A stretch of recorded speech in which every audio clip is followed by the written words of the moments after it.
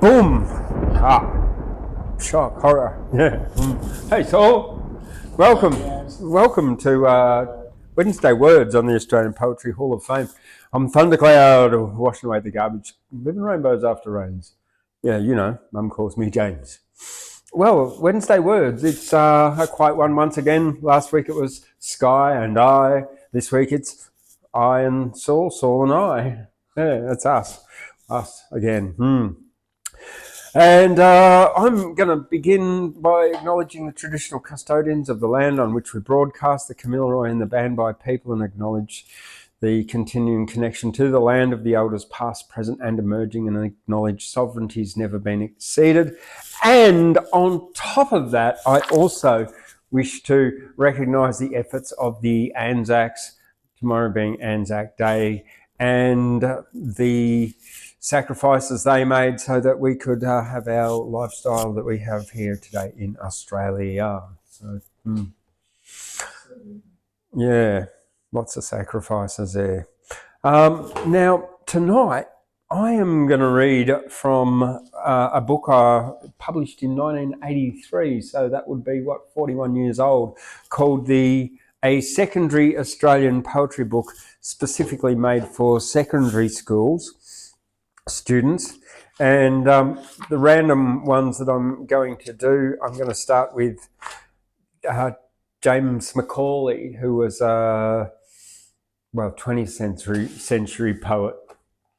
In fact, he was the editor of James McCauley was one of the Angry Penguins, the Malee affair.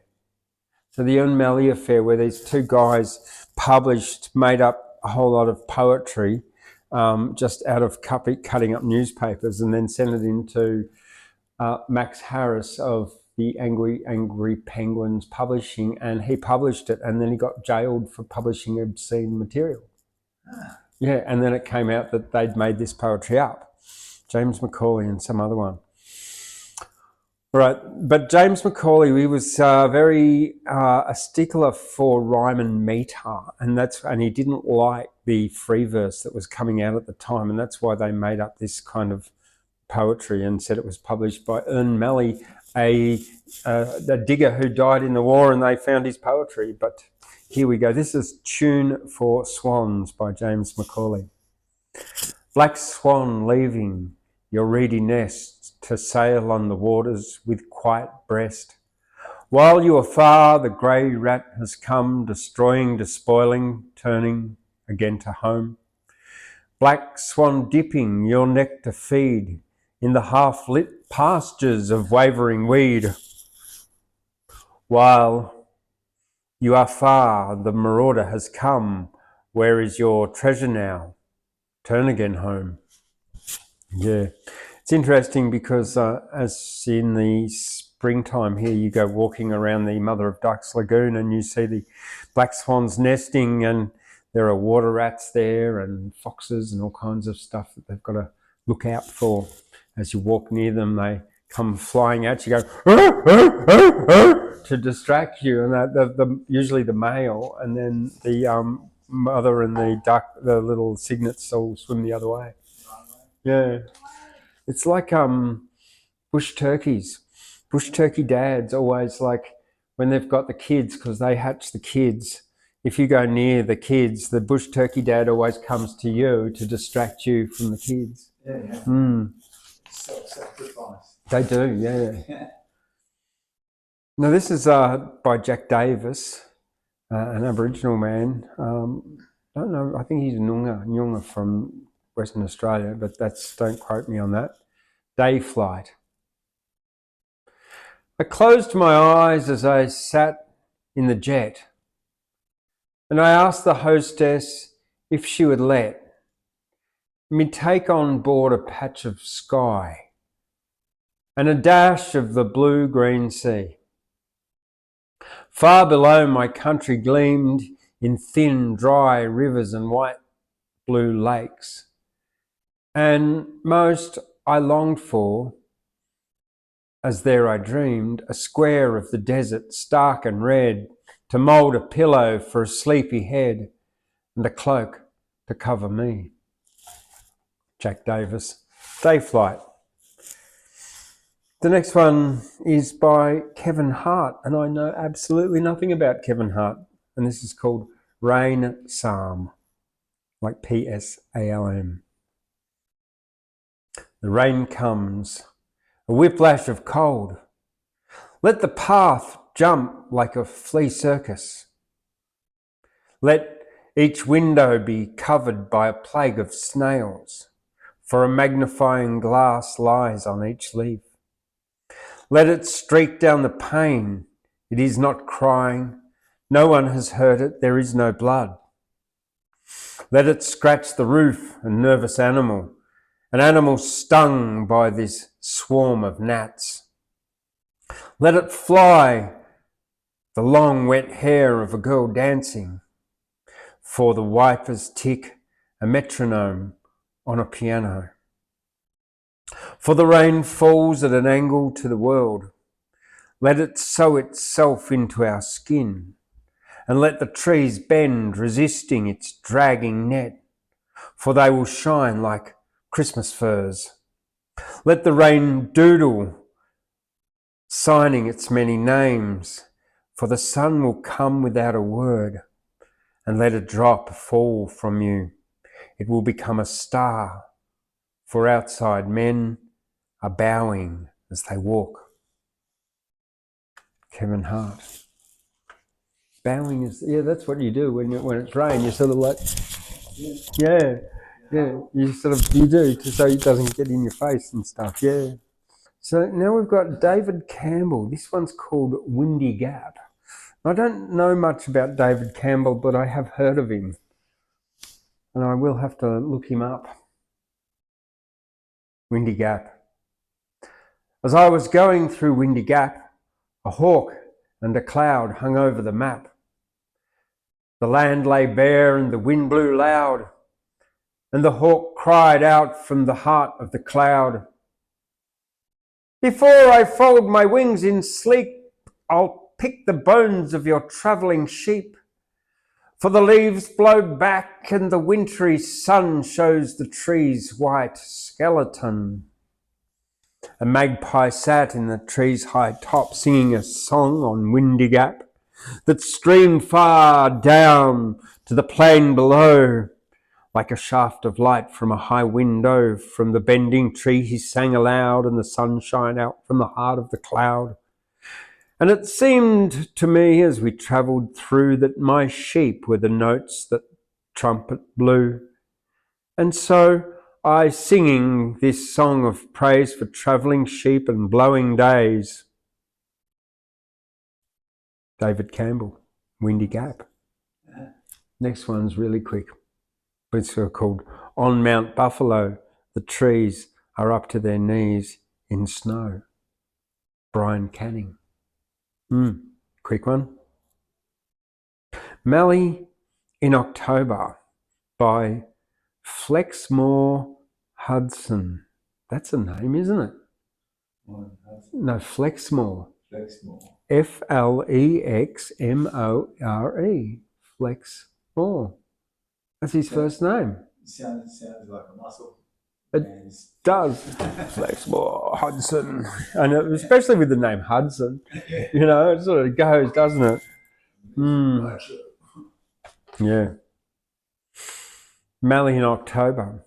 When clear October suns unfold Malee tips of red and gold, children on their way to school discover tadpoles in a pool, ice plants sheathed in beaded glass, spider orchids and shivery grass, webs with globes of dew alight, budgerigars on their first flight, tottery lambs in a stilty foal, a papery slough that a snake shed whole, and a bronze wing's nest of twigs so few that both the sky and the eggs show through.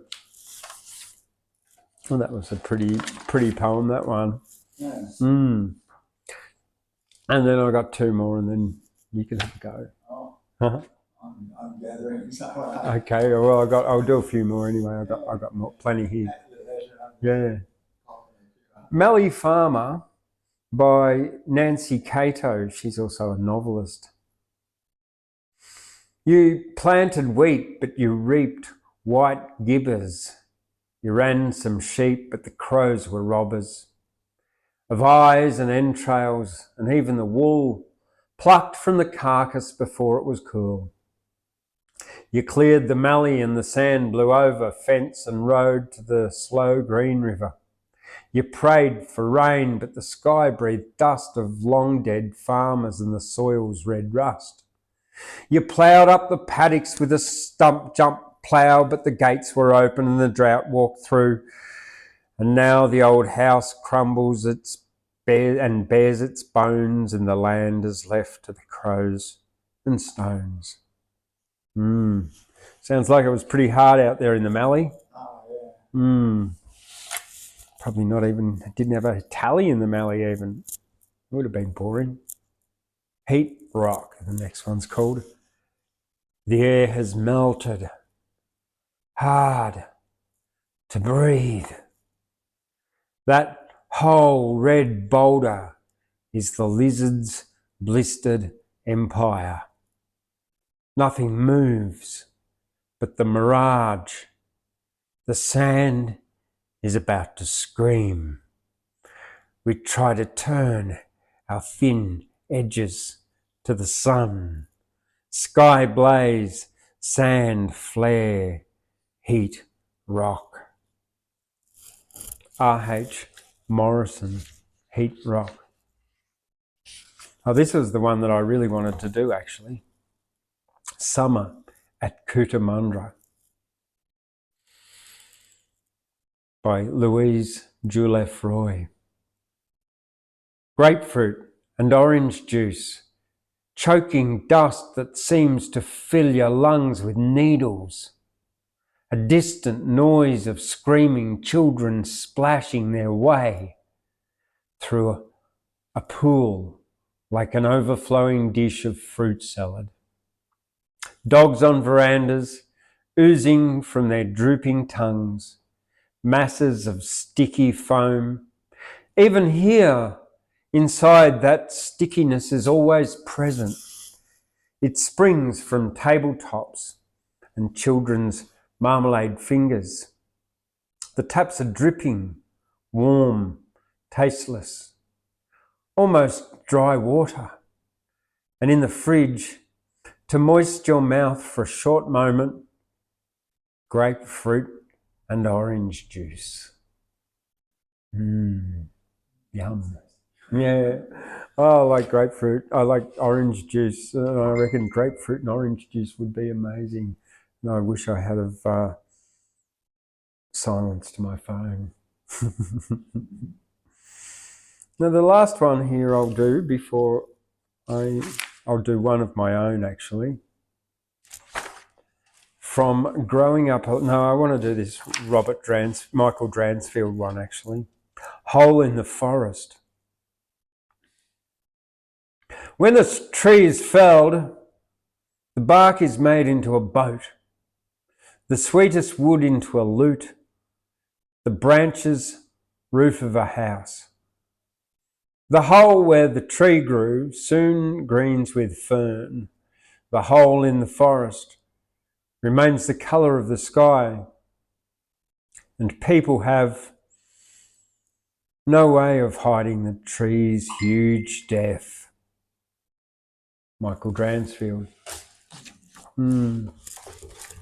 All right, now some of the ones that I've written this week, I've been on prompted prose, which is what the Dirty 30 morphed into this year. And so I've got a few of my ones that I've done this week. I might begin with the end. Or where am I going to begin with? Oh yes, describe my earliest experience at the beach.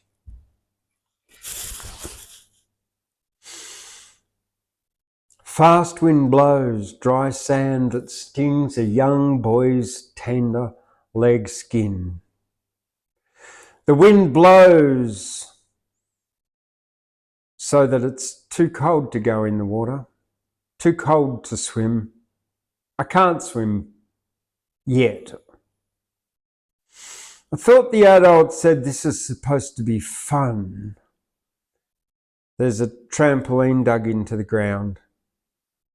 Fanta comes from an ice chest and Dad uses the bottle opener attached to the fridge to open the bottle. Yum. That's a little quick one. Yeah. Now, that was day 20 of the prompted prose, and then we've got here day 10, a haiku of an embarrassing experience. Forgetting my lines.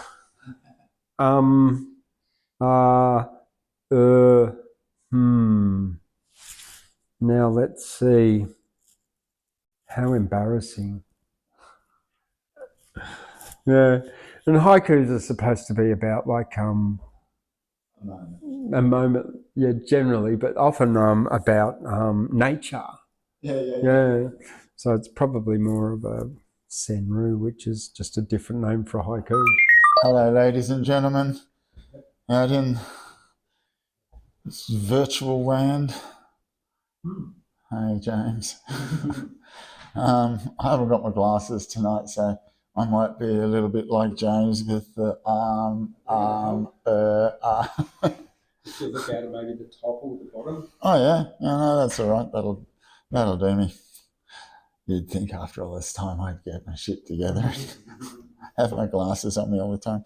Okay, there's a couple I've written. It's one was talking about homeostasis, and and that's sort of your sympathetic nervous system that keeps you running when the rest of you's sort of freaking out or whatever, so, or asleep, or So I'll read that one first, and that's a okay. So homeostasis keeps me and holds me happy, protects me from the world outside. Don't want no flight or flight thing to come creeping up from behind. Keep your distance from my heart thing. Don't want a need to run and hide. My eyes are seeing, but there's no sight thing. Don't want no mud or dust getting in my eye. Yeah.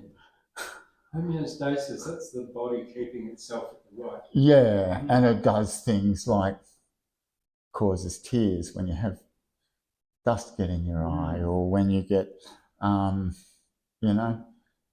fear, flight or fight, all the stuff that we don't actually choose often, so, to go to the land of homeostasis is to just, back off and stay so that none of that gets triggered. Just let it happen. Yeah.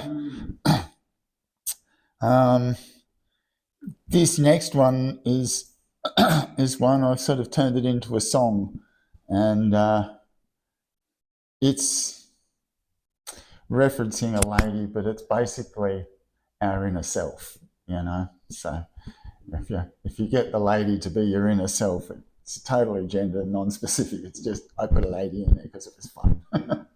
Okay. Don't keep that locked up lady locked away too long. You got to let her out sometime so she can sing her song. Sweet melody, broken-hearted blues, bark, funk or grunge. Listen to your heartbeat beating time. Come on, baby, take the plunge. Ooh, ooh, ooh, reach higher. Let your spirit drift upon the breeze. Like fire, catch yourself a breath of air to breathe. Baby, kiss me please. Deep within your soul you'll find the best friend you'll ever know. She's empowered to empower you. It's okay to be alone. Identity woken, broken through. Be your number one. Life is full of moments fleeting by. Come on, baby, take the plunge. Reach higher, let your spirit drift upon the breeze. Like fire, catch yourself a breath of air to breathe. Baby, kiss me, please.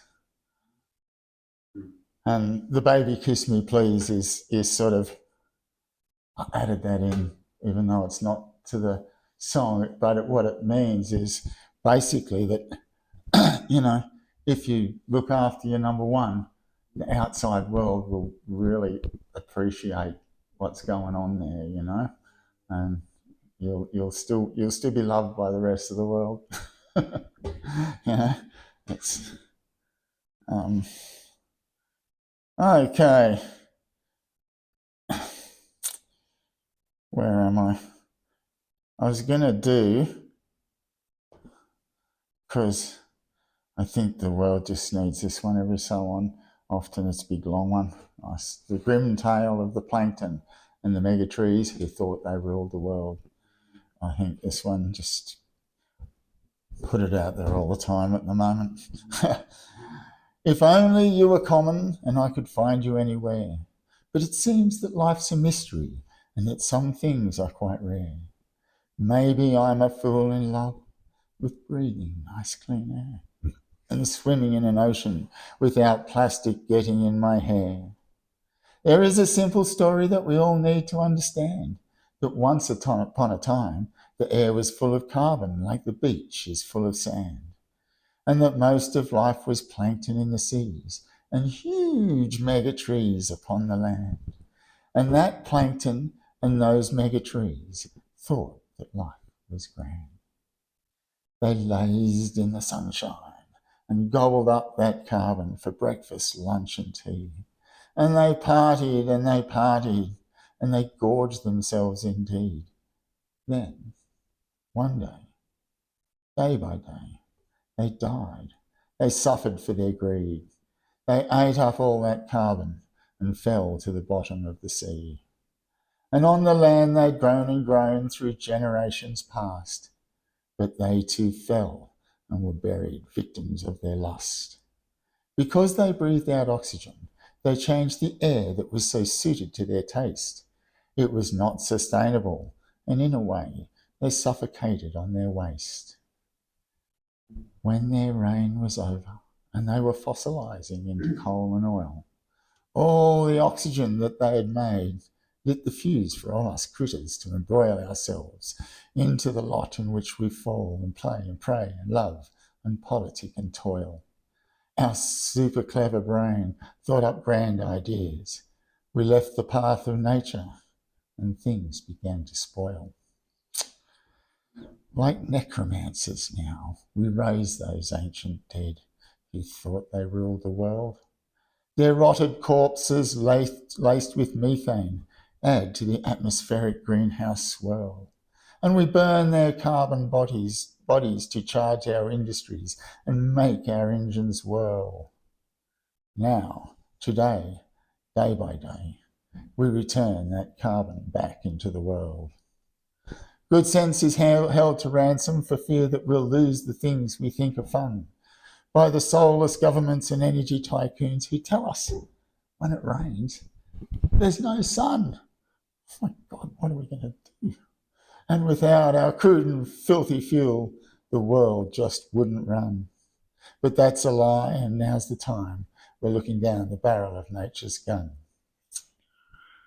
Every day that we live that lie becomes a truth. Unlike the plankton and those mega trees, for us there's no excuse. We can't live in poison. Coal and oil is the proof. So make every little step you take count, like putting solar panels on the roof. Now is the time to demand and stand, and if we have to, fight, and understand that in the end we either die or we unite to make it right. The air we breathe has no borders, and the sun is infinite. We need to change or the climate will, and we can kiss ourselves goodnight. So if you hear this tale when I'm no longer here, and my children's children's children can all breathe clean, fresh air, maybe we will have realised it's the one thing we all share, and that this globe we live upon, is extraordinary and rare. And, you know, I don't know, maybe we'll solve it by making great big recyclotron things that, you know, aircon. Yeah, we just got to stop polluting the bloody planet. That's as simple as that. Stop polluting, yeah. And that's me done. Thank you, ladies and gentlemen. All right, now, day 22 of Prompted Prose, I was given the prompt, sin, the 7 deadly sins, to write about one or write about all of them. How can you write about sin without, like, triggering people? It's pretty hard because, you know, pretty much everyone gets into lust, gluttony, pride, envy, etc., don't they, in some way or other at some time in their life. So how did I start this? Warning! I seriously hope this triggers everyone in some way. Because someone else put a trigger warning. This is a trigger warning. It's probably, yeah. Well, yeah, it's going to trigger someone, everyone. Here I come. Sin, lust, thirst for Wharton, lust for mutton. Inhale air, glutton, sugar, fat, salt, alcohol, ram's penis in U-hole, instant scratch, pokey machines. Most people never control their dopamine. Wanking daily to violent porn, fishing for a fish to cook. Oh, that's okay. I'll just chuck a dog in the water and pull it out with a fishing hook, ripping through its cheek. Dog for dinner all next week. Yum. Pride only leaves one open to scorn. I must warn. Oi, oi, oi. Like the pride of waving flags belongs to nationalists and could read fags. How long will we need to wait for the flag that says we're straight? You know, heteronormative. I've no flying fucks to give. Not only am I pensive, I aim to be offensive. Envy of a penis or jealous of the difference between us. I don't want what you've got. Why would I want to be a twat? Wrath. Oh my gosh, what a fist banger. Can't control their anger, ire, fury, vehement exasperation and indignation, always thinking they're right, wanting to lash out and fight. Violent anger, also rage, ends with many locked in a cage. Sloth is a life wasted and lost. Died young, no surprise, never conditioned or exercised. Plus, XXXXXXXXXL overweight, hedonistic pleasure and self-hate. That's that. That's what it was meant to be.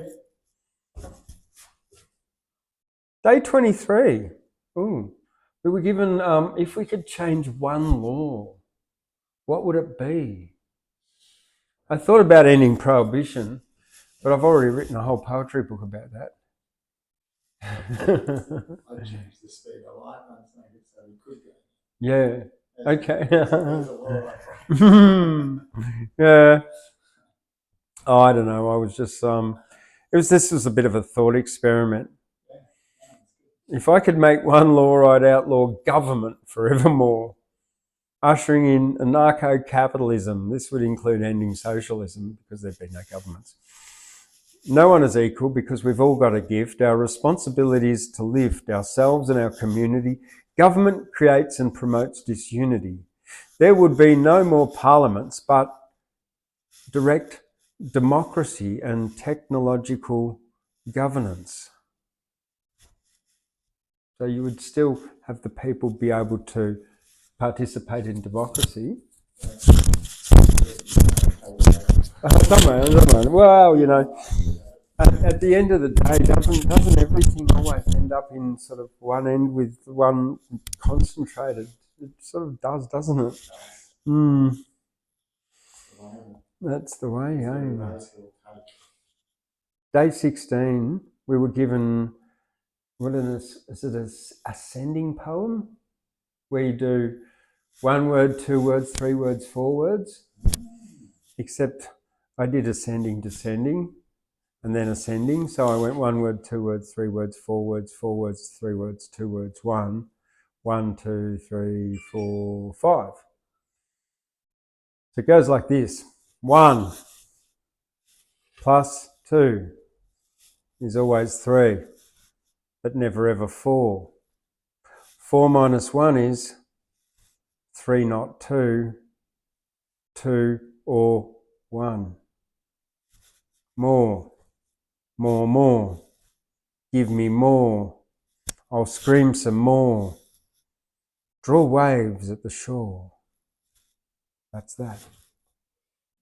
That's that. Pretty sort of just random, really. Didn't give it a lot of thought, to tell you the truth. The only thing I did think about was that, like in the first 4 lines, they end with, it's one word is 1 plus 2 ends with 2. 3 is always 3, ends with 3. But never 4, never ever 4, ends with 4. And then going backwards, yeah, starting each line with 4, 3, 2, T, O, O, 1. Yeah.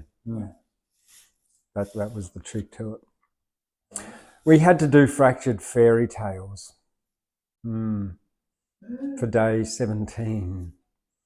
Well, in this case, I did a fractured fable in the style of Aesop. Very fractured. The jellyfish and the octopus. The jellyfish and the... Oh, look, there's an octopus. Where's the jellyfish? There's the jellyfish. Yeah, there they are. Okay. The jellyfish and the octopus were on a picnic on a mountain, arguing over who possessed the fluffiest tail. The squabbling continued for many kilometres until they stumbled upon a shimmering pool filled with unicorns. The jellyfish, bewildered, promptly sprouted wings and flew into the pool, splashing merrily with the mythical creatures. "Why the sudden avian transformation?" inquired the octopus, utterly perplexed. The jellyfish, now sporting a bright purple top hat, winked and replied, "Just inherited this aquatic talent from my great-great-grandfather, a renowned underwater acrobat." The octopus, speechless at first, soon recovered and scoffed, "Nonsense! Unicorns are notoriously shy. Don't tell such outlandish tales. Even these majestic creatures wouldn't dare call you out. The moral of this story is uncertain."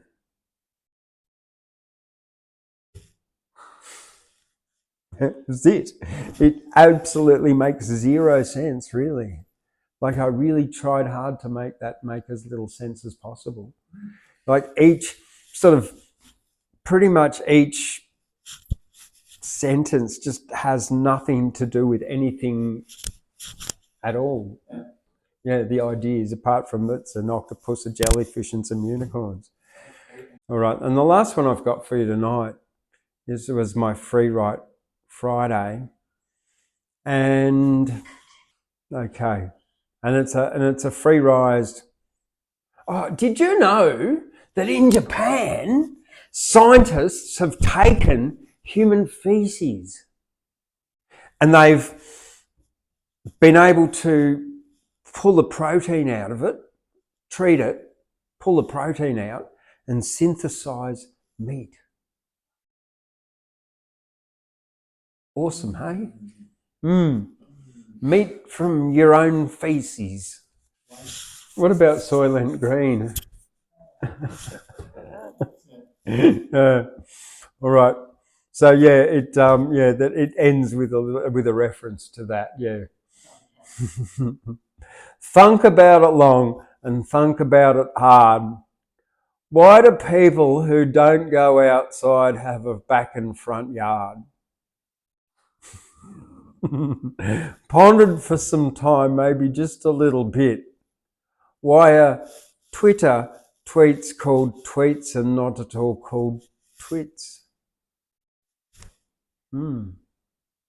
So I sat and thunk some more and had to meditate, wondered, when they're picking dates, is it on a special date?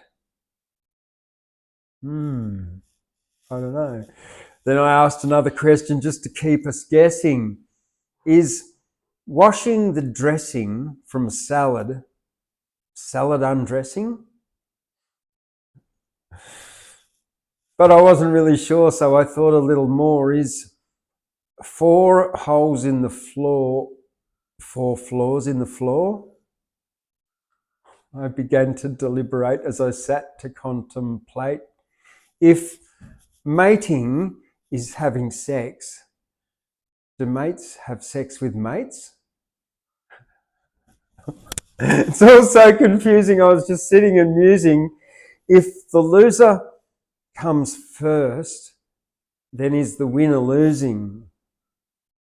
Needing to be correct, I sat down to reflect. If a crow flies in circles, it's not flying dead direct.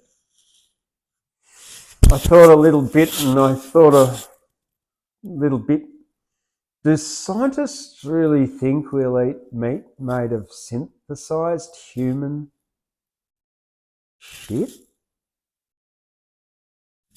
No, they wouldn't have to tell us. They'd just say, you know, human fecal protein or something like that. It could be tasty too. They could extract the flavours again and we could re-eat it. It would be, yeah. Very probiotic-y. All right, folks. Well, thanks for joining us there. We've really let this play. Everything's degraded, you know, right down to the end of the line. That's all right. Eating human shit, yeah, for dinner. All right, well, I'm Thundercloud. Saul's been here too. It's been wonderful doing Wednesday words, isn't it? Yeah, with you tonight. And we'll see you next week here at the Australian Poetry Hall of Fame. Oh, yeah, don't forget what we've got coming up, as well as the Saturday morning market. We've got Melodie d'Amour, the Italian tenor Rafaelle Pierno, coming on the 3rd of May. So check that out online, and we will see you next week. Good night.